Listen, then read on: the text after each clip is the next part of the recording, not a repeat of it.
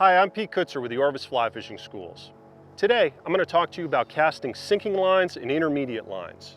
Sinking lines and intermediate lines are great tools to use when those fish are down deep, but they have one big difference from your floating line, and that's that they sink. When they break the surface tension of the water and start to get below the surface, become very, very challenging to pick up off the water. So here's a couple tools or a couple tricks you can do to recast that sinking line or send it back out to those fish, making you a more effective angler.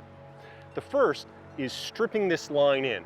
Once we make this cast out to that target, that line's going to start to sink, getting down below the surface of the water. If I wait a few seconds, I can't pick this line up. What I want to do is strip this line in and get to a manageable length, an easier length to pick up. And a lot of times that could be as little as 10 feet if it's a real heavy sinking line. The problem in doing that though is it takes a little bit of time. I had to make a series of false casts, shooting a little bit of line each time, and in some situations when we're using sinking lines or intermediate lines, we got to get that fly there right away. A better tool to use, or a great tool to use I should say, is the roll cast pickup.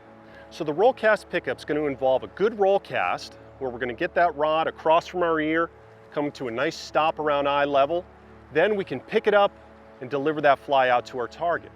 But with this roll cast pickup, there's a couple things you have to keep in mind. The first thing is after we make that roll cast, we got to make sure that we get a good stop around eye level and that line straightens out.